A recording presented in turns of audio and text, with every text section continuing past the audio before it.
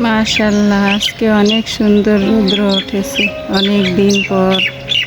তো রৌদ্র দেখে অনেক কিছু ধোয়া মোছা করে নিয়েছি সকাল সকাল, আর সেগুলো নিয়ে একটু ছাদে এসেছি অনেক কষ্ট করে।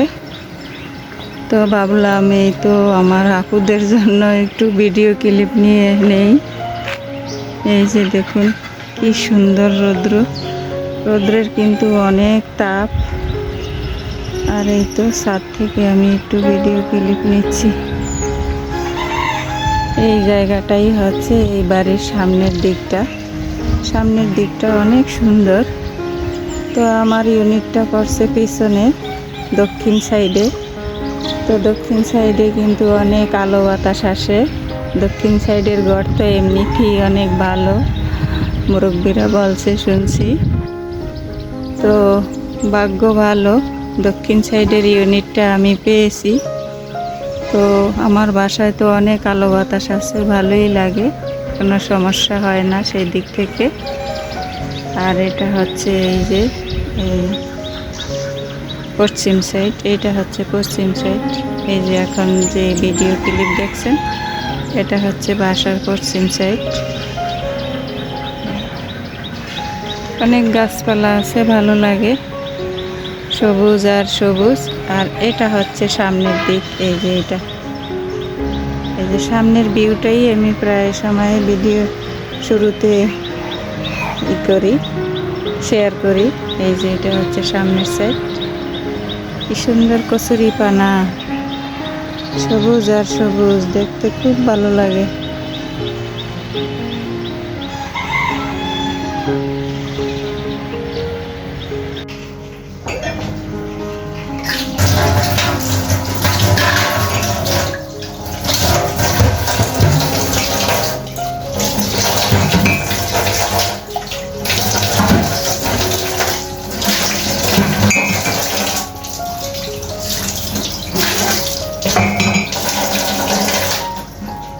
আসসালামু আলাইকুম, কেমন আছেন সবাই? আশা করছি আমার প্রিয় ভাই বোনেরা ও দিদিমণিরা কাছে কিংবা দূরে, দেশ কিংবা দেশের বাহিরে, যে যেখানে আছেন আল্লাহর অশেষ রহমতে সবাই অনেক বেশি ভালো আছেন এবং সুস্থ আছেন। আমিও আলহামদুলিল্লাহ। এই তো আপনাদের মাঝে আবার ফিরে এসেছি নতুন দিনের নতুন একটা ভিডিও নিয়ে। আশা রাখতেছি আমার আজকের ভিডিওটিও আপনাদের কাছে ভালো লাগবে ইনশাআল্লাহ। তো আমার সাথে থাকুন আর দেখতে থাকুন। তো রৌদ্র দেখে কিন্তু অনেক কাজ করেছি অফ ক্যামেরায়। তো অন ক্যামেরা অন করলে দেখা যায় কাজের কিন্তু অনেকটা লেট হয়ে যায়, এই জন্য আর ক্যামেরার সামনে কোনো কিছু করলাম না।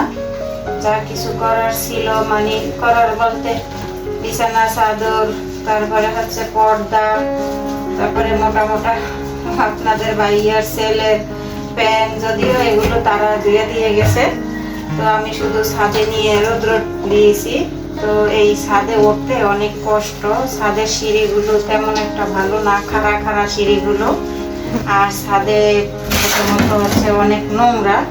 তো ছাদে কিন্তু আমার যেতে মোটেই ভালো লাগে না, অনেক ইট বালি খোয়া এগুলো মিলেমিশে মানে একাকার হয়ে আছে। থাকে এগুলা ছাদে থাকলেও একটা সেফ মতো থাকে, কিন্তু এই ছাদে কোনো সেফ নাই, মানে এলো পাতারি আর কি ফেলে রাখছে।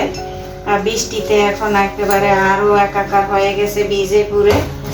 তো সেই জন্য আমি ছাদে যাই না, আমার নিজের কাছেই ভালো লাগে না। আর আপনাদেরকে কি দেখাবো, তবু একটু এই যে বাহিরের ক্লিপ নিয়েছি আর কি। তো দেখা যায় কি যেদিন বেশি কাপড়, বড় বড় কাপড় চোপড় ধোয়া হয়, কাতা কাপড়, তো সেদিন বাধ্যতামূলক যেতে হয়। তাও গেলাম, অনেক ভয়ে ভয়েই গেলাম, আল্লাহর উপরে ভরসা করে। যে বৃষ্টি আসলে গিয়ে এক দৌড়ে নিয়ে আসবো সেরকম সুযোগ নেই আর কি। তো বৃষ্টি আসলে মনে হয় ভিজেই যাবে, এমন একটা অবস্থা যেতে যেতে আর কি। তো সেই জন্য বেশি যাই না। যাই হোক, অফ ক্যামেরা অনেকগুলো কাজ করে নিয়েছি। চা নাস্তা তো অনেক আগেই খাওয়া হয়ে গেছে।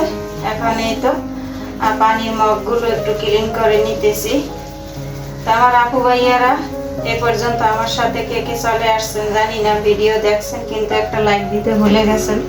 তো প্লিজ ভিডিও শুরুতে একটা লাইক দিয়ে পুরো ভিডিওটি দেখে নেবেন।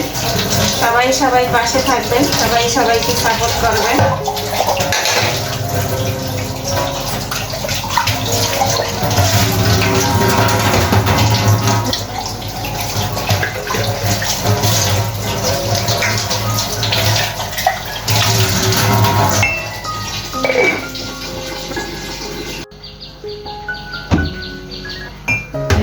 পানির মগগুলো ধোয়া শেষ।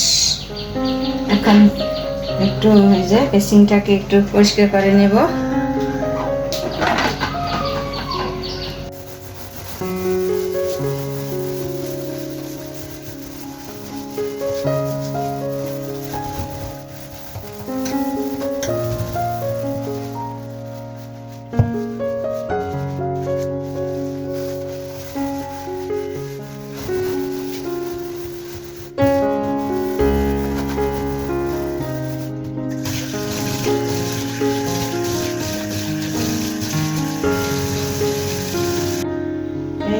ভালোভাবে সিঙ্কটা পরিষ্কার করে নিয়েছি। এখন চলে যাব সংসারের অন্যান্য কাজে। একেবারে ওয়াল সহ সুন্দর করে ক্লিন করেছি।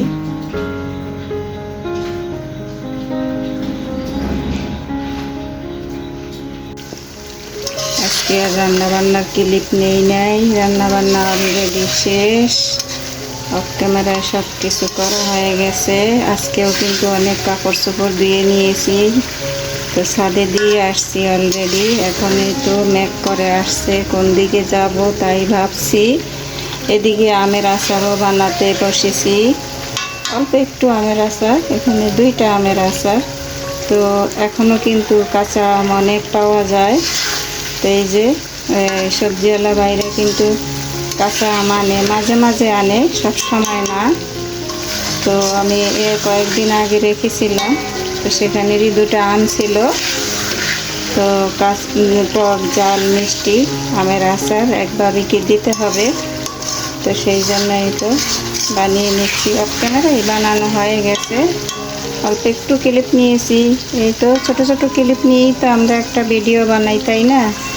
তাই ভাবলাম আচারটা যখন বানাচ্ছি একটুখানি ক্লিপ নিয়ে রাখি আমার আপুদের জন্য, তো সেই জন্য একটু এই তো ক্লিপ নিয়ে নিলাম। তো আচার বা রান্না বান্না কম বেশি সবাই পারে। তো আমরা যেহেতু বিশেষ করে আমার যেহেতু ফ্যামিলি ব্লগ, তো আমি আমার ফ্যামিলিতে যা কিছু করি তাই তো শেয়ার করব আপনাদের সাথে, তাই না? তো আমি আমার সংসারের নিত্যদিনের কাজ বা রান্না বান্না যেটাই করি আপনাদের সাথে একটু একটু করে শেয়ার করি। এই তো আচার হয়ে গেছে প্রায়। এখন একটু এই যে পাঁচফোড়ন মশলা দিয়ে চুলাটা বন্ধ করে দেব। আর আমি যে আচারের জন্য পেজটা খুলেছিলাম, তো ওখানে কিন্তু আমার কাজ হবে না, যেহেতু আমি আমার লাইফে আমি কখনো পেজ খুলি নেই। তো হঠাৎ করেই কিন্তু একটা পেজ এত তাড়াতাড়ি গ্রো হয় না, অনেক সময় লাগে। তো নিফার পেজ আছে দুইটা। তো নিফা তো পেজে অনেক কাজ করে, মাশাআল্লাহ। ও কিন্তু পেজের দিক দিয়ে অনেক এগিয়ে আছে। ও অনেক কিছু অনলাইনে করে, অর্ডার নেয়, করে, নিজের হাতেই করে। ও তো হাতের কাজ ভালো পারে।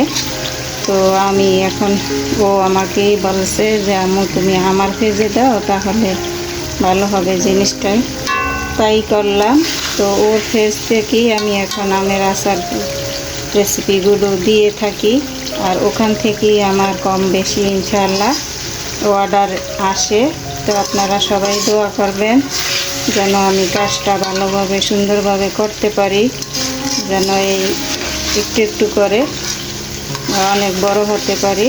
সবাই আমার জন্য দোয়া করবেন। বৃষ্টির কথা বলতে বলতেই বৃষ্টি এসে হাজির হয়েছে। দেখুন কি ঝুম বৃষ্টি হচ্ছে। তো অনেক কষ্ট করে ছাদে গিয়ে কাপড় চোপড়গুলো নিয়ে আসছি, অনেক কষ্ট হয়েছে। তো শুকিয়ে গেছে মাশাআল্লাহ, সব কাপড় চোপড়ে শুকিয়ে গেছে, কারণ সকাল থেকেই প্রচুর রৌদ্র ছিল, যা বলার মতো নয়। আর রৌদ্রেরও প্রচুর তাপ ছিল, যার কারণে অল্প সময়ের মধ্যে কিন্তু সব কিছু শুকিয়ে গেছে। তো এখন তো প্রায় 1টা বেজে গেছে, 1টা বাজতে মনে হয় 5 মিনিট বাকি আছে, এরকমই হবে। আর এই যে ঝুম বৃষ্টি পড়ছে, মনে করেছিলাম যে আজকে বৃষ্টি হতে পারে, নাও পারে। সামান্য একটু মেঘ করেছিল, কিন্তু এই মেঘে যে এতটা বৃষ্টি হবে তা কখনোই ভাবতে পারি নাই। এই যে দেখুন,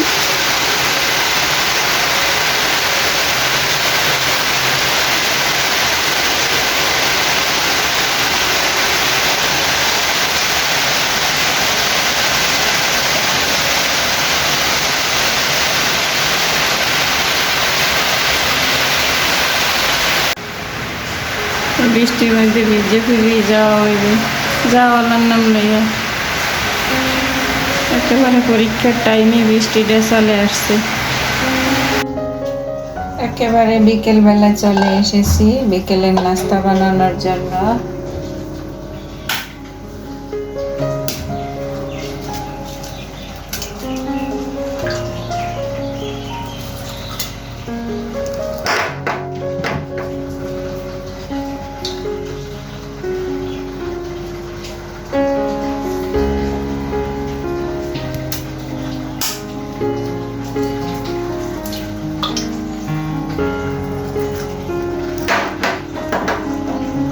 দুইটা ডিম নিয়ে নিয়েছি, দিয়ে দেব চিনি। চিনির পরিমাণটা কম দিতে হবে। 1 চামচ দিয়ে দিয়েছি। ভালো করে এখন ডিমটাকে ফেটিয়ে নিব।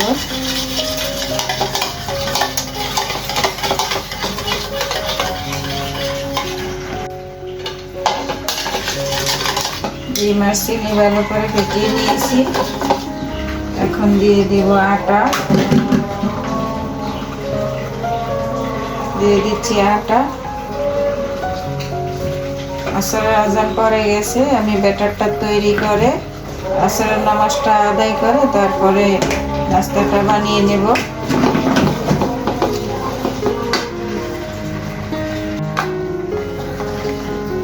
এই যে দেখুন ব্যাটারটা রেডি হয়ে গেছে। অফ ক্যামেরায় আমি স্বাদ মতো লবণ দিয়ে দিয়েছি। আর এখন দিয়ে দিব এই যে সেদিন যে ভুট্টার কর্নফ্লাওয়ার বানিয়েছিলাম সেখান থেকে 2 চামচ কর্নফ্লাওয়ার দিয়ে দিব উঁচু উঁচু করে, নাস্তাটা যাতে মুসমুসি হয় সেই জন্য আর কি।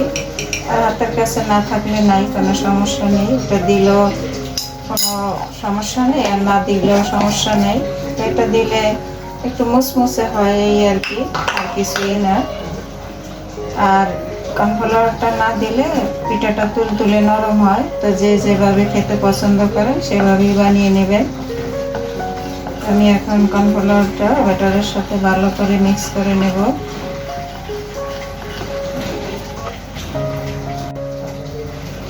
তো কর্নফ্লাওয়ারগুলো সুন্দর করে ব্যাটারের সাথে মিক্স করে দিয়েছি। আর কর্নফ্লাওয়ার বানানোটা কিন্তু আপনাদের সাথে শেয়ার করিনি, শুধু যে দুধটা ভিজিয়েছিলাম সেটাই হয়তো দেখিয়েছিলাম গত ভিডিওতে। তো ওটা 6 ঘন্টা ভিজিয়ে রেখে তারপরে ব্লেন্ড করে স্টেনারের সাহায্যে সেকে যে পানিটা নিচে পড়েছে সেটাই আর কি কিছু সময় রেখে দিলে নিচে এই যে কর্নফ্লাওয়ারগুলো বসে যায় আর কি। তো উপর থেকে আবার পানিটা ফেলে দিয়ে নিচের যে কি বলবো নিচের যে অংশটা জমা থাকে সেগুলো আর কি রৌদ্র দিলে শুকিয়ে তারপরে যে ব্লেন্ডারে গুঁড়ো করে নিলেই হয়ে যায়। আমি তো সেভাবেই নিয়েছি। তো আমি বেশিরভাগ ঘরেই বানাই, আলুর তারপরে হচ্ছে ভুট্টার, এভাবে করেই আমি বানাই। ব্যাটার রেডি, এখন 10 মিনিটের জন্য রেস্টে রেখে দেবো।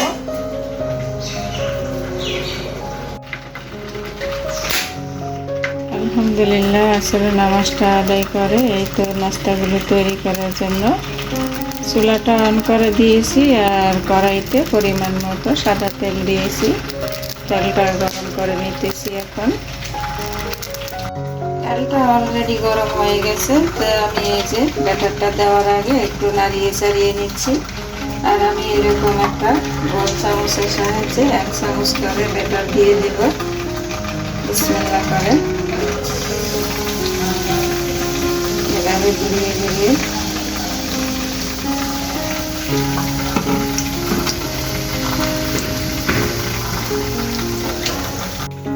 দেখুন মাশাআল্লাহ পিঠাটা কত সুন্দর ফুলের মতো হয়ে উঠেছে আর একবারে পারফেক্ট ভাবে ফুলে উঠেছে।